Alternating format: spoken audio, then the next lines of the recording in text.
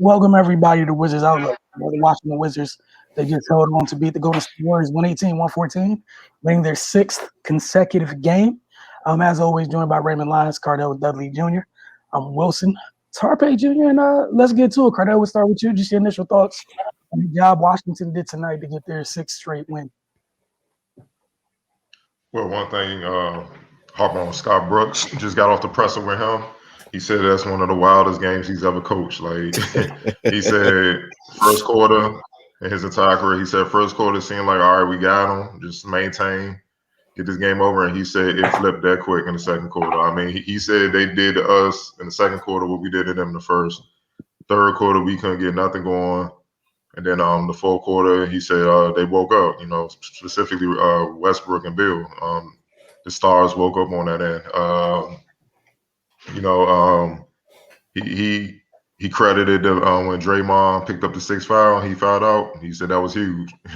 He said a lot of people don't, he don't score a lot none of that, but he obviously being a coach and game planner, he said that he's one of the top winning players the league has to offer. That's why he's so damn valuable. And a lot of people don't understand it because all they look at numbers and stuff like that. When he went out, he said that their quarterback on defense went out. And it opened up the floodgates, and they were in the bonus. So your best defender is gone. And we in the bonus. We shooting free throws for us. Just drive. And that's what happened. They ain't really had nobody to protect the rim. Wiggins or Oubre, if Bill Russ got to step on Wiggins or Oubre, nobody was behind them to kind of, cut them off and make the right rotation. Looney's he's not quick enough to already know what to do and whatnot.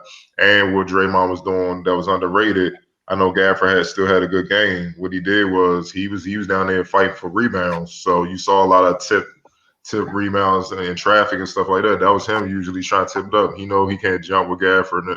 And, obviously not as tall, but, he could keep a body on him, and that allowed other guys to go get rebounds. It was key, man. And then Russ and Bill took over down the stretch.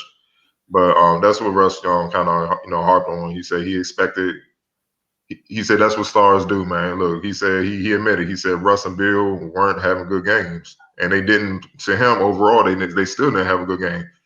He said, but stars figure it out when it's winning time. And that's what they did in the fourth quarter. They found a way to make plays for them to win. And he said that's why they're stars. And he said I felt like other guys were stars in their role. Bertans, especially Neto and Gafford. He said Neto and Gafford, if it was game balls to be handed out, those two should get it. Because they were the reason why the Wizards won this game. Because he said, think about it, the Warriors were up and Steph had, by his standards, a trash game. He had a bad game. You know what I mean? That's dangerous. And he can go off at any second. So he said, honestly, if Steph had his customary game, I'm not sure we win this. So that's all it is, man. He said he didn't really have a final word on Denny's injury. I know Woj tweeted out that he has a hairline fracture, but he said he don't really have anything. Brooks was being optimistic, saying, the season may not be over. We don't know. He said he's waiting for the guys to give him some formal information, official information before he make assumptions and whatnot. Then he joked and asked us what did Sham say, you know what I'm saying? So we was like, we don't know. So he's like, okay, we'll figure it out later. But, that's what it is. But obviously prayers up to Denny. But, to me, it was a big win. We said it last show. This was a game the Wizards needed to win to kind of really send a message to the rest of the league that you got to deal with them, that they're dangerous, you know what I mean, moving forward. And I know they got to maintain the winning, obviously, but it sent that, and they're starting to get a lot of people's attention. You know what I mean? I'm listening to podcasts early in the day, and they're saying the Wizards are the most dangerous team that can in the playoffs because the backcourt, the experience. You got to deal with them, and they touched on that addition to Gafford, which I think kind of just saved their season. I don't think people realize how big it was for them to get Gafford, and that was a big pickup by Tommy, especially with everything he brings with the easy points. That's what the Wizards struggled with throughout the year.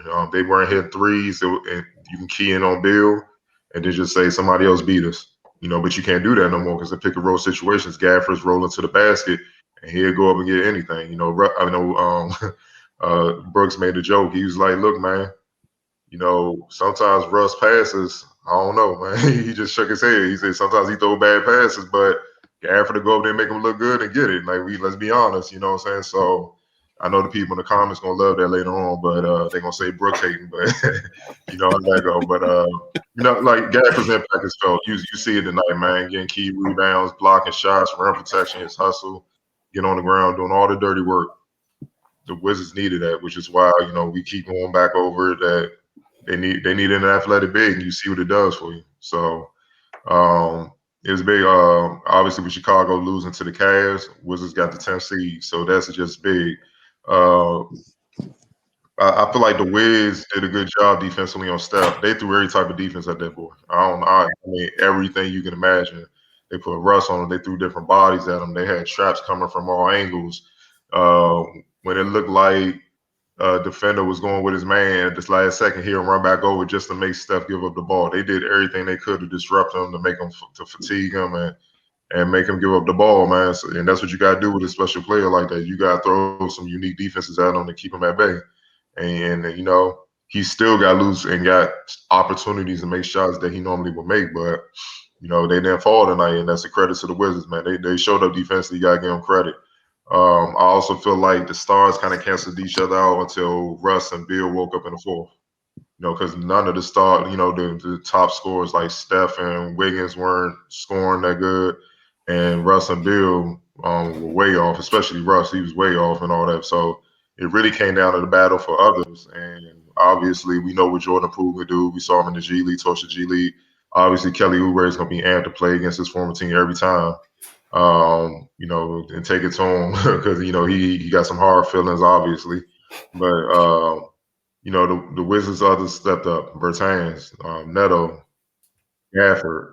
I know people gonna look at Robin Lopez like he had a so-so game. Scott Brooks even took blame for that. He said he put Lopez in bad situations. That's on him. So he said, "Don't look at him tonight. That was on me. I should have put him in different situations, and you know where he can thrive." And that's part of a coach's job. Tell me the last time you seen a coach apologize for that. You know what I mean? So, you know that's why they playing hard for him. That's why they still winning. Raul Neto, what can you say about his impact from the start, man? I mean, his defense, his shooting, you know, his just his energy. It seems like he bring it every game, and he gets overlooked, man. But when he's hitting threes and hitting his shots, he's a problem. You got to deal with him. And I think opposing teams are starting to realize that. Kelly Oubre and again Bazemore, got to give them credit, man. They stepped up, especially Bazemore. Bazemore, I know he made shots, but defensively, man, he was getting his hands on a lot of balls, deflections. Even when he got beat, he was coming from behind, knocking the ball loose. Yeah, I mean, my man was everywhere, dog. I'm like 6 steals. Yep. Man, that's crazy. See what I'm saying? Yeah. And that helped that's really what helped the spark the Warriors to get back in the game and get the lead up, man. You know what I'm saying? So, you know, it is what it is. Turnovers. Steph had 6. He didn't really perform. He ain't control the ball well. Westbrook 9, dog. Come on, dog. You know, we've been talking about this all year, man. That's what Scott Brooks talking about, man. Like 9 turnovers. Yeah, man. Woo. All right, we're gonna continue. And I think that you know, last thing, I think the Warriors got the lead before the Wizards took over with Draymond found out. I think the 2-man game with Steph and Draymond was controlling the game. That they helped him get the lead, got other guys open shots, and you know, right before he fouled out, when it looked like the Warriors were kind of about to take the game and hold on or whatnot, that 2-man game was something that the Wizards couldn't figure out because they make you look stupid because you focusing on stuff so much that if you make a mistake, you slip. And Draymond's smarter that when you slip, if you go under the screen, if you go over the screen, Draymond knows the next read. And it's going to force the defender to have to step up. And then that's where you get Oubre scoring, you get Bazemore scoring, you get Wiggins scoring, or Looney getting the bucket. You know what I mean? So, like I say, I don't think people realize when Draymond fouled out, I was like, yeah, that might be it. I think, you know, they might walk him down because he does so much for them that goes unnoticed, man. You got to pay attention. He's really, honestly, like the de facto point guard. He's just going forward. And he can guard all 5 positions. So, you know, that was just huge. And you know, you gotta look at Jordan Poole. Like I said, man, he came off big off the bench, but you know, at the end of the day, it was kind of even. But you know, Russ and Bill, they made more plays down the stretch, and that's what won the game. Right.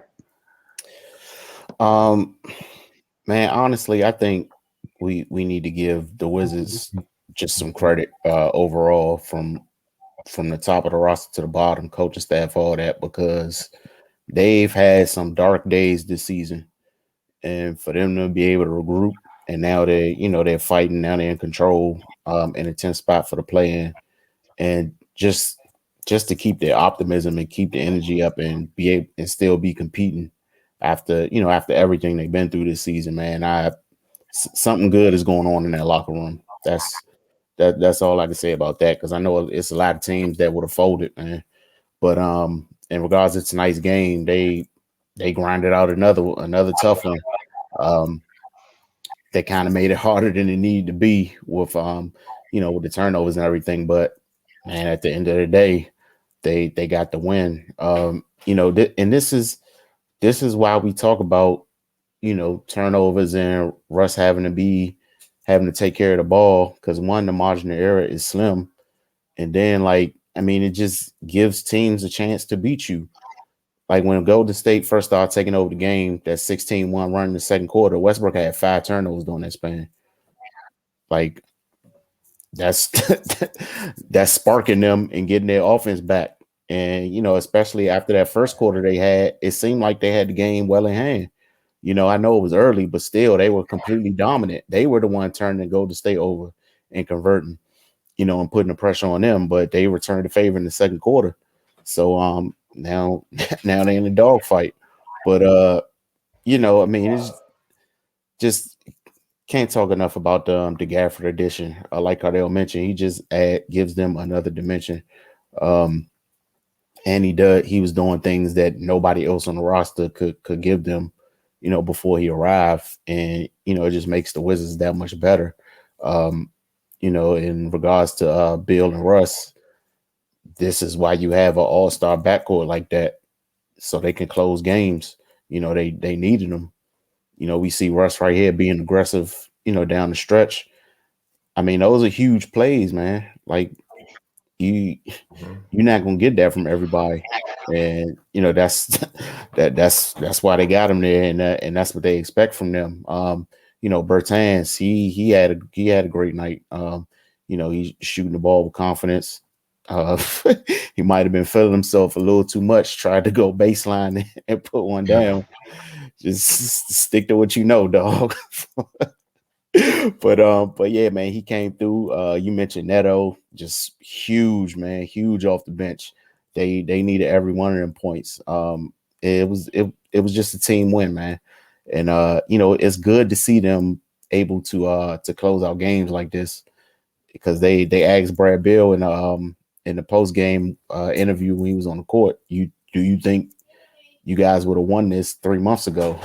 He made a little joke about the injury spell they went through, but overall, like, even if they were healthy, I don't think they would have. This is a game they win early in the season, just because it didn't seem like they were in tune mentally, and they just weren't executing on the court. But a good win, man, put them in the driver's seat, and they did what you need to do against Steph. You just got to throw everything at them and hope for the best, and they got the best of that matchup tonight. But yeah, man, you just got to live with them others getting off, because if you give that guy room to breathe, it's a wrap, man. And I kind of was getting a little antsy, because he made a layup, then he came back and made a deep three. I was like, oh, it might be getting started, but they stuck to their guns. They were able to contain them.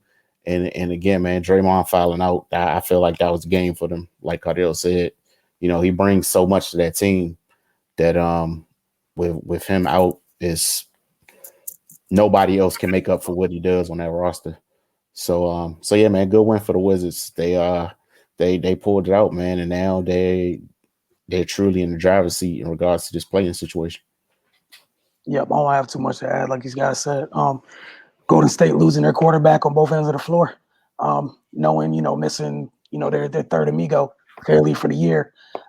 It was huge. Draymond, there was a stretch there where Draymond was, he was picking the defense apart with the reads. Like, it was beautiful to watch.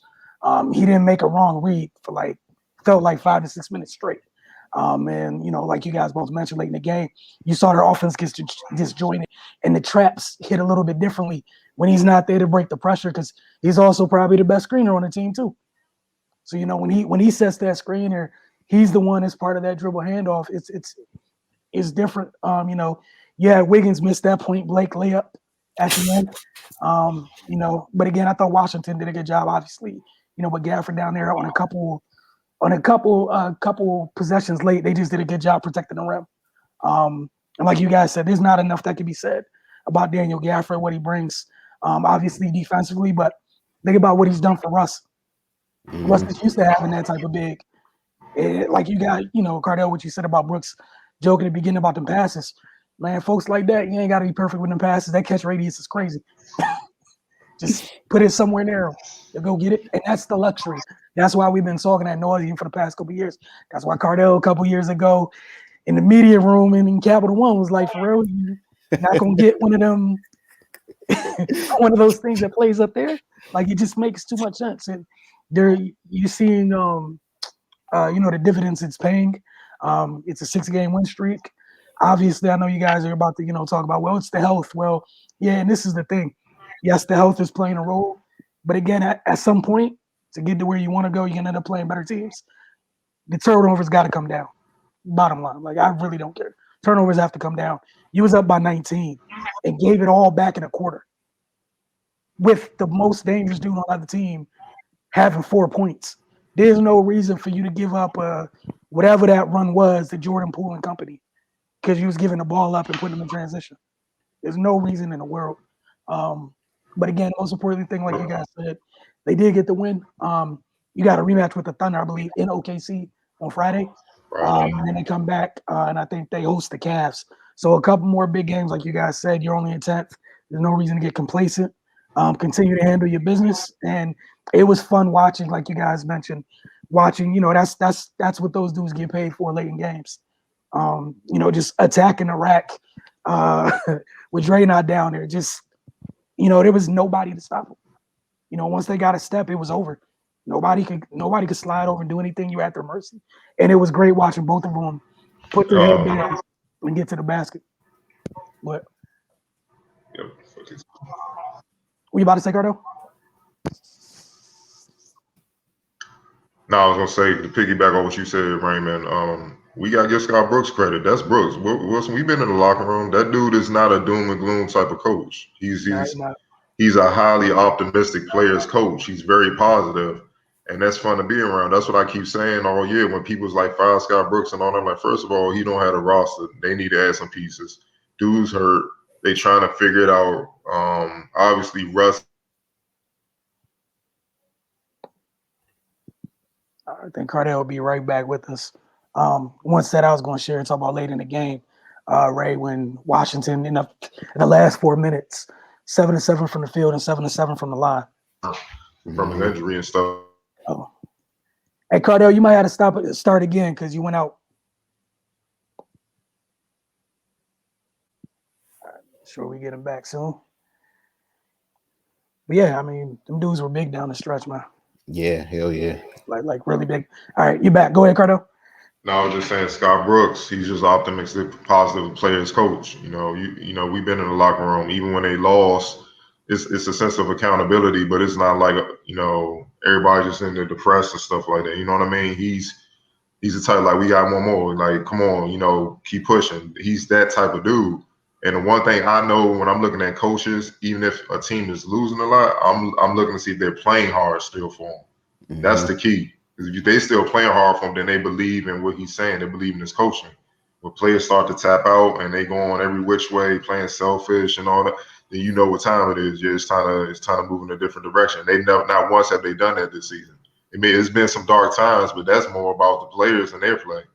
You know what I mean? So, that's a testament to them. Like I said, he's kept them afloat. He got them in the spot. Now, you won't hear anybody give him credit. The same people that's quick to say fire him. But this is what I'm talking about, man. You know what I mean? It's just, you get him. Tommy went out there, got a big piece, Gafford. He got a big piece, and you see the impact he's had on the team. all year he's been trying to find lineups and stuff like that. But you see right now he's kind of being consistent with his rotations with certain guys coming off the bench, sticking with certain lineups. It took him that he had to play with it for a while because he didn't quite know what he had. It's a lot of new pieces. It's a lot of guys you're asking to fill roles that they never filled before in their career. And they had to figure it out. Once they established that and Russ got healthy, went up. Then when they added Gafford, that was the puzzle. That was the piece. So what are they now? Or Wilson, what 8-1 with Gafford plays? I believe so. They were 7. Yeah, they 8-1. They 8-1 with Gafford plays. That's how big his effort. That's how big his impact is, man. I mean, that's the pickup. I mean, that's what GMs do. They get gems like that and come back and do damage, man. That's what solid, good GMs do, man. It ain't always about going to get the superstars and stuff, man. Get pieces that can help, man. And Chicago, they regretting that because I'm like, y'all just gave him up for nothing. I mean, seriously, you know what I'm saying? And it just so happens he helping a team that you traded for, elevate above you to rough your playoffs up. That got hurt. Oh man. And the sad part is, and all because of what? Oh, my bad. And I'm like, and for what? He would have helped y'all. You know what I'm saying? So, I mean, it is what it is. I just feel like Brooks need more credit than what he's getting, man, because it's always about the stars and stuff like that. I know he don't seek it, but man, look, if people quick to get on them when they lose, give them his praise, man, because like I said, they still playing, and the adjustments he making, they on a 6-game winning streak. It's him. And I think he's figured out the lineup. He's figured out the team. They figured each other out, and it's on. You know what I'm saying? Now they got a shot. You know what I'm saying? So the name of the game right now is to just keep winning, man. Keep piling up wins, and you'll be in the postseason. It's as simple as that. Yeah, and to close out this month, you got the Thunder again, back to back with the Cavs and the Spurs at Capital One. You host the Lakers at Capital One, and then AD coming back too. Yep, and then you end April the 30th. You're in Cleveland, so you got a chance to get Cleveland out your way a little bit. Like you got a chance to, again, like we were talking about last show, they control a lot of their destiny right now. It's on them, and about the start and everything else. It's kind of the right time. It's cliche as hell. It's the right time to be peaking. It's just the right time. And we don't look too stupid saying they could be a playoff team even before they added Gafford. Because remember, Thomas Bryant was playing the Gafford role. So there you go. Now you got two of them. So Brooks and those guys should be happy. And that's the craziest part because Chicago, that would have been Gafford would have been a great compliment to Vooch. Yep. Coming off the bench, but again, people. And they traded Wendell. Then they traded Wendell. Yep. Then they traded Wendell. So I'm like, I don't know what's going on in Chicago. I'm gonna leave that alone, man. I think I gotta go double check. But I think they got Gafford locked down for the next 2 years for pennies. Yeah. He's on a contract. They locked him down for pennies. So again, I'm not, just want to keep patting the man on the back, but that was a hell of a get. And we think about the impact. It's changed a lot. How many times we see it was okay. No, I was just gonna say, how many times since he's been here, it's made everybody a better defender because once you get beat, people stop once they get by you. It's oh man, I got by him. Oh, well, nah. And he challenges everything. He don't play game. Even when he get beaten pick and rolls, he's running back trying to glass your shit. I mean, let's be real.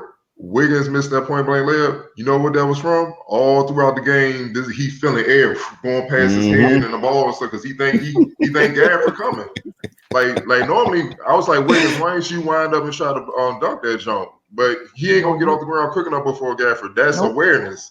That's what a shot blocker does. It makes you miss shots that you normally would make because you're worried about him, man. And people don't understand it. It's not always literally. It's like a few games ago, we had one of the comments said, "I don't see what the big fuss is about Rudy Gobert." He ain't get a lot of blocks tonight or something like. Dude, we've seen dudes dribble around the court to avoid this dude. It's literally, we can see on TV they have a point blank layup. but they feel him. He's somewhere in the vicinity, so they dribble out and shoot a bad three. You don't feel safe. That's Like you my legit point. don't feel safe. That's what you legit don't feel safe. And the thing I love about that kid, he has really good timing. When's the last time we seen that kid get in foul trouble?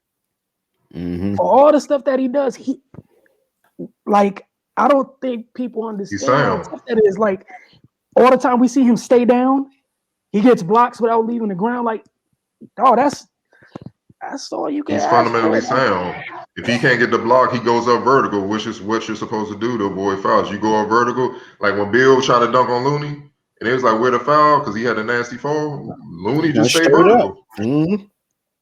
So you're going to either have to punch on me or, and he won that battle just by going vertical. So it's not a foul. So that's all that is. And for the Wizards, let's be honest. If you're going to make any noise, try to keep building, make any noise moving forward in the East and stuff, you got to deal with Embiid, Giannis, and them guys, man. Like, you need bigs. You need athletic bigs. Even with that, it's going to be tough because you're going to have to throw multiple bigs. Like, look, I just saw the game. Embiid and them, they lost by 3 to Phoenix. But he gave DeAndre Ayton like 38 and 15. He ate that boy up. He tore it. I think Ayton had 10 and 5. Tore his up. Yeah, you need some bigs. No, with all due respect, look, before Gaffer got here with TB out, Alex Len wrote they wasn't going to do it. That's food for him. That's for the man food, dog. And be like, I'm about to put up Wilton numbers tonight. That's what he's saying. Let's be for real. So come on, man. It's just you gotta be real. If you don't have a good big, it's gonna be tough. On Giannis, I forgot about Giannis. Yeah. I mean, you want to deal with one of them, man. Bam, you want to deal with a big, dog. So it is what it is. Again, man, that's why it's so important to have one of those nuclear deterrents down there, man. It changes everything. So a team turn into a really good defensive team because you got you got the red button down there. Just like, all right, cool. That's real ish because the Wizards were horrible. Man, dog. And like, they was horrible before he came. And I refuse to sit here and say they all of a sudden turn into all-world defenders. No, you get by them, and it's like, but why? It's confidence, yeah. Everybody in the league don't got an array of floaters. So once you get by, shit, what's it called? Most people don't even got middies, let alone floaters. So I mean, he's sitting down there waiting. What you going to challenge? Hey, look. Like, nah.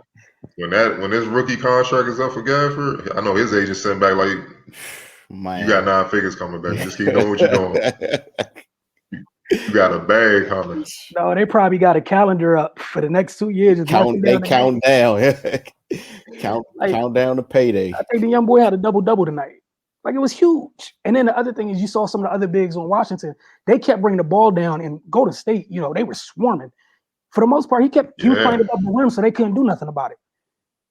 His counterparts. Yeah, like, he had 19. Yeah, he had 19, 10, and 3 in 24 minutes.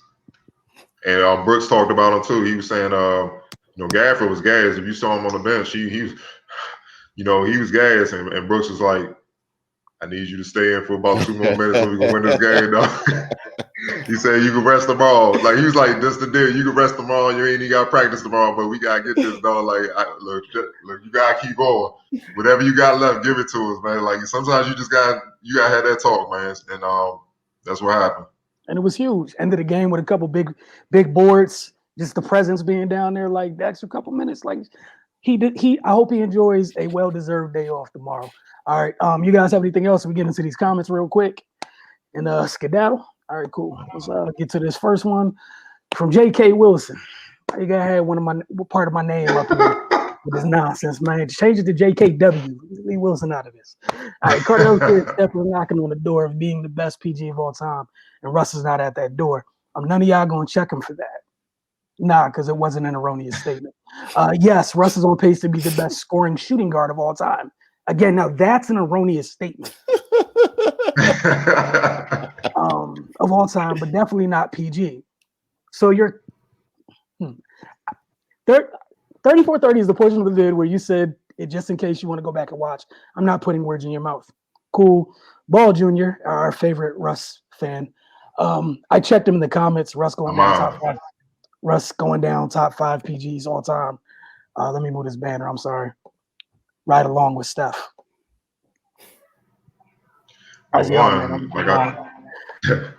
Well, one, don't no man check me. That's impossible. Only God check me. And that's any man walking this earth. We're going to establish that right now. Two, yeah, I said it. I remember when I said it. I was there when I said it. I mean, what you repeating it for? Like, I don't need to go back and say it. I know exactly what I'm saying.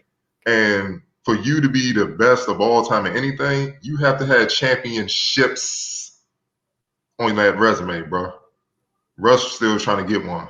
So, no, they ain't in the same boat. That's the difference. Steph has 3.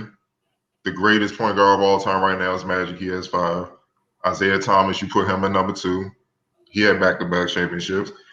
He had 2 as well. You know what I'm saying? So top 5 point guard, Steph is in that mix because he won. You know, no disrespect to Russ. He's not in the top 5 category. It is what it is. You know, and that's not opinion. That's just fact. There are point guards that have dominated and won. That's the standard. We're not going to lower the bar because you want to see something other, see something that you want to see. That's just what it is. Jason Kidd to me is a better point guard. Gary Payton is a better point guard. How about one that hasn't won a championship like Russ? John Stockton, all-time leader in assists and steals. Played forever. Got like 1 million All-Star games, all NBA first team, all that, man. What are we talking about? You see what I'm saying? So you can't, even Steph, he has more MVPs than Russ. He's the only unanimous MVP in NBA history. What are we talking about? All NBA, Steph has done everything possible. You know what I'm saying? And you can't use the argument that he had Kevin Durant, because guess what? Russ had Kevin Durant too. And then the last year they played together, not only did the Steph's Warriors with Clay and Draymond, before Kevin came there, they swept OKC season series. Remember that big old dagger in OKC? Remember Russ? And this is not a shot at Russ. I'm just giving facts. Remember Russ showed up to the arena, like I said, with my man Mozart jersey from above the rim, like I'm the Steph stopper. And Steph hit that dagger 3, crit walk on OKC. That completed the season sweep. Then in the playoffs later that year, Steph got banged up in Houston, in the Houston series in the first round. They didn't even know if he would be right. Missed a couple games, came back, they finished off Houston. They get to the OKC series. They go down 3-1 to OKC. So you're like, oh, man, this about it. Steph and them walked those boys down and won in 7 games. Come on now. And then that's when Kevin left and came to the Warriors. So I'm not going to get into the petty thing I could get into. I'm trying to keep the basketball because I'm like, the main guy left the other guy to come with the other. I'm going to be cool. I'm not going to go there, man, because we don't do that here. But it speaks volumes, man. No disrespect to Russ, man. Look, dog, competitive, love is competitive nature, man. I wish more people in the league, more players in the league had that. Triple-double threat. We all know what he brings to the table, but it's levels, man. You know what I'm saying? And you can't knock that. You're going to probably bring up the performance tonight, but I mean, damn, man, Steph was due. I mean, when you making 10 straight threes in like 6 straight games, you dropping 30 is the reason why he got the all-time record. Like, he was due. You know what I'm saying? But credit to the Wizards. They played good defense. They did what they had to do. You know what I'm saying? So it is what it is, man. But look, y'all got to chill with all this, man. Let Russ be great in his way, and let Steph be great in his way. Steph is up there because he has one. If it was reversed and Russ had 3 rings, yeah, no doubt. He would be top 5. That's the difference. Look at Dame. He dominates. He don't have rings. You can't put him up at top 5 yet. You know, it is what it is. Chris Paul, that's another one. He's in that mix. If John Stockton, the reason why guys have leaped over him, he don't have rings and stuff. You see what I'm saying? It's hard, but you got to give. It's Kenny Smith said this. It's great play. It's simple. It's great player, great player. But one of them has championships. You got to go with the great player that has championships. That's the separation, and that's what it's about, man. So y'all gotta let this rock, man. But yeah, checking me. Y'all need to kill that. Good luck with that one. All right, I'm muting my mic so I can read the second comment.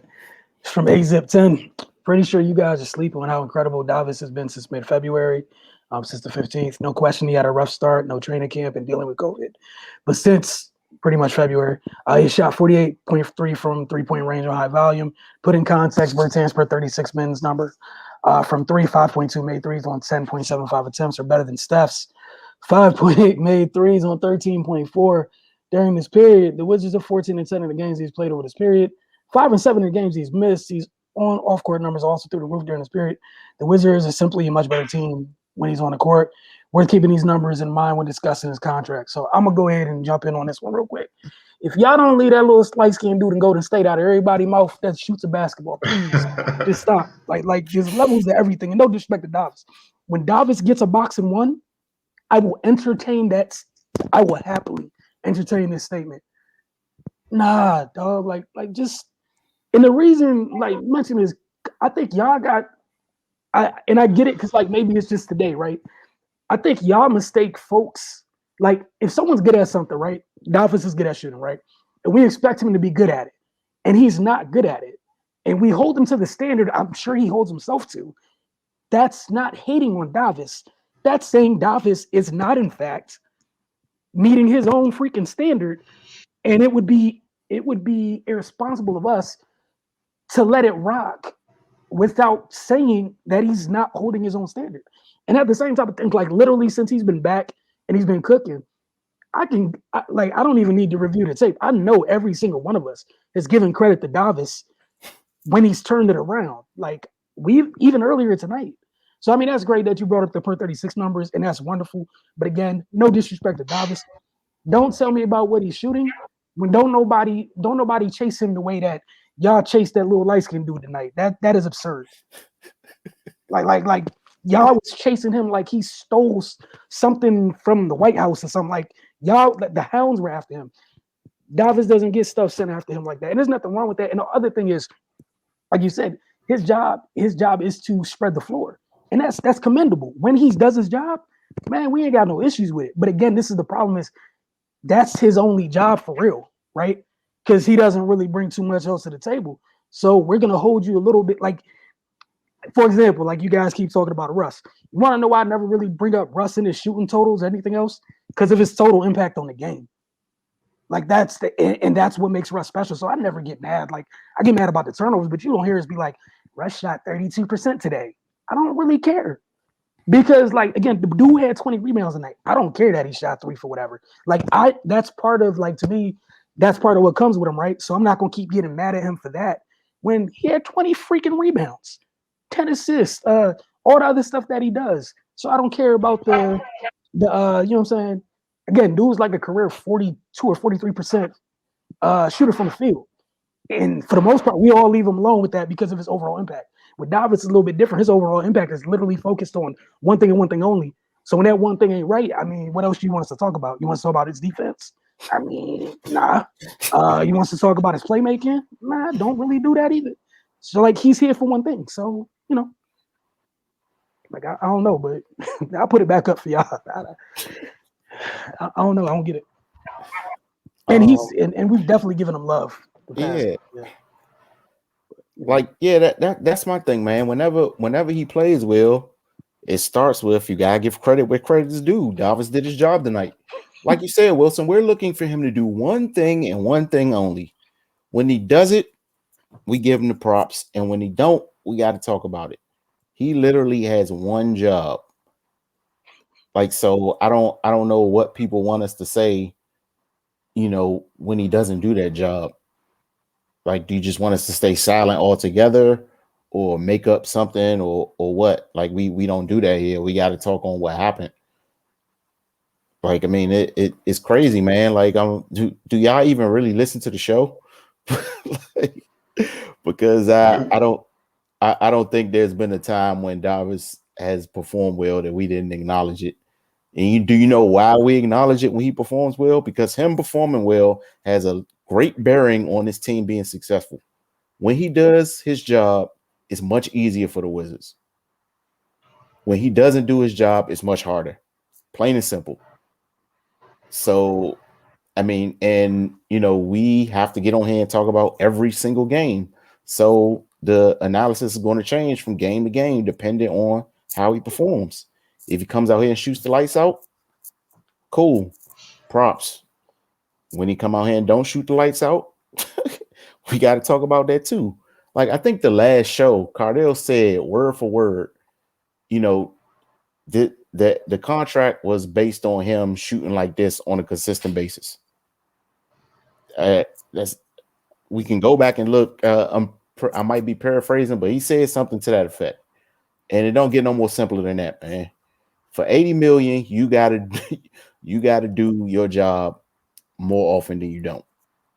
Like that's just what it is, man. So yeah, I don't. And then all these all this analytics and per 36 and all that stuff, you can leave that out of there, because any stat or number that puts Davis Bertans in the same galaxy as Steph is faulty. And again, no respect to him, but Steph a whole different animal. Please leave him alone. Like, one of them is the greatest shooter ever, and the other one isn't nowhere near in the conversation. So yeah, man, keep things in perspective. Like, it's not that hard. And again, he had a great night tonight. We've also said he played a pivotal part during this win streak. But again, I know y'all got selective hearing at times, but we appreciate well, y'all. look, I know y'all whatever AZ 10. I know you may go by per 36. I go by per 48. The full game. I don't look at that stuff. And in a full game on the season, Steph Curry is shooting 43% from three. He attempts 12. He makes 5. In comparison, Bertans is shooting 40%. He attempts 7 per game. He makes 3. And he's probably going against a reserve defender, where Steph literally has the whole team on his ass every night. Think about what I'm saying. So this guy with the whole team on his ass is shooting more efficient with more shots going up from three. Where a guy, he might draw, maybe if he gets loose, he'll draw a defender. But they just basically try and run him off the 3-point line. They're not worried about him doing much else, which is why you saw him try to dunk today and he got hung on the front of the rim. That's what they're really trying to do. It's not even a comparison, man. You know what I'm saying? Like, maybe in the 3-point shooting contest where there's no defense and stuff, yeah, let's see. You know what I'm saying? But even Steph won that. So he's the reigning champ. Look, man, y'all gotta let the emotion go. Just deal with the logic, man. Look, Davis has been shooting well lately. It's great. Obviously, he's been a key part to why the Wizards are on a win streak. We get on him when he's not doing it because he has to do that, and that's his only job. If he does that, everyone's happy. They're not expecting him to defend, but they're not expecting him to be a matador either and just move out the way. But they're not expecting him to be a lockdown defender, rebound, dunk on cats. If you do it as a bonus, cool. Get 10 rebounds. They're not expecting him. He got 80 million because he can shoot the ball. So if you're not doing the one job that you're paid to do, what are we supposed to say? I just don't get that. It's no different than Bill. He's the leading scorer. It's no different if he come out, he's averaging 2 points a game. We're going to look at him like he crazy too. That's just how I go, man. So y'all got to get over the emotion and just deal with the facts. Yes, he's shooting well now, so he had a good shooting game today. There's nothing negative. I mean, it ain't any negative. There's no criticism to say. So we give them props. They won. It's all good. Move on to the next one. But y'all can't expect this every game when he's not up to par, and especially if the Wizards lose. It's just not realistic. And again, just to put a bow on that, and why it's so important is for, we saw what how this game ended with Russ and Brad driving to the basket to close this game out. If he's not doing what he's doing as a floor spacer, that thing's more clogged up. Like, again, this is why it's important. Real quick from Coach Jarrell Christian. Fellas, keep doing what you're doing. The game is subjective. Y'all do a great job of expressing your thoughts and opinions. Nothing but respect, whether I agree or not. Appreciate you, Coach. All right, on to let me see what's the next one is. Hold on. Here we go. This is from Al. We're trending the right way now. What do you guys think? What are you guys thinking with the rotation? Should we cut it short and give the right people more minutes? Or should we stay the way it is? I imagine.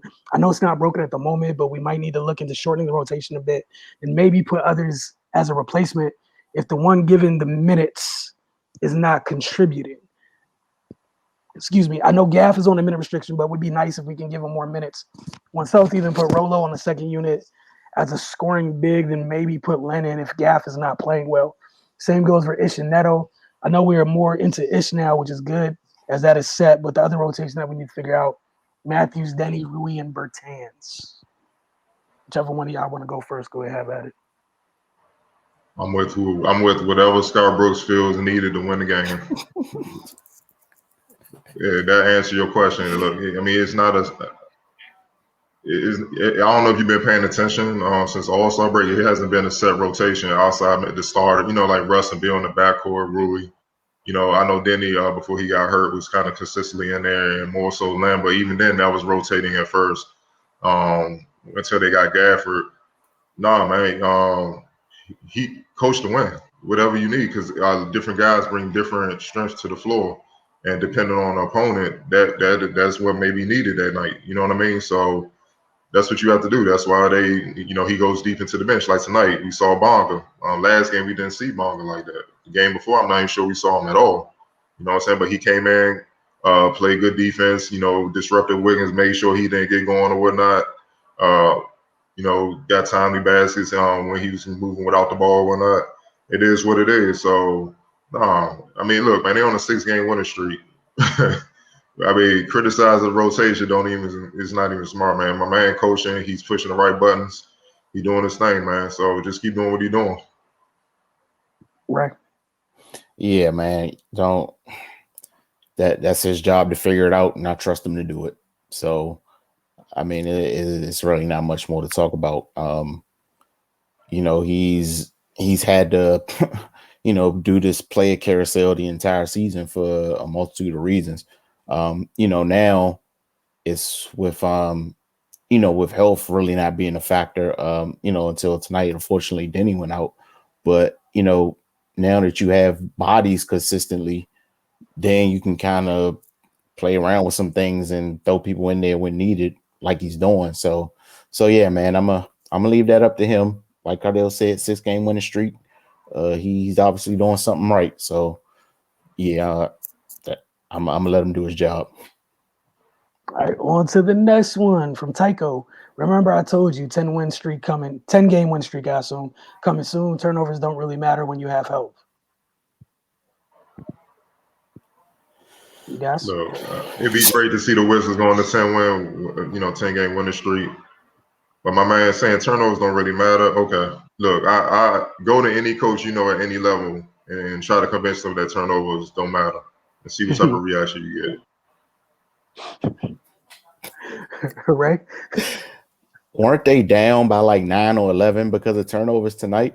They were down by 11 with 5 minutes left. Yeah, turning over the ball late. So turnovers absolutely matter. Like, come on, dude. When have you ever heard a coach say, "Yeah, the turnovers didn't really matter"? Come on, man. Sure, let's give them 7 extra possessions. I'm sure it won't hurt. Don't even sound right. All right. This is from Kobe to someone else. He was like, you forgot Gafford and Rui is good, right? They're not trying to tank. Scott job is on the line. Bill wants to win. Clearly, he says that every time in his post games. I want to win as many games as possible and make the playoffs. Bill, when asked, is that guy who always checking the standings. You tank, you will lose Bill. He doesn't want to continue to have losing seasons. Y'all been tanking for how many years now? The only way y'all can tank is if y'all have scrubs. Scrubs, a plan or a backup plan. The Wizards is a team that doesn't have that when you give up picks for Russ. And then the other thing was both Gaff and Rui are keepers for sure, but they went on with their conversation. But I guess to take away from, they were just saying, about the tanking thing, it doesn't make sense for Washington at this point. I mean, they're right. You play to win a game because what tanking guarantees nothing.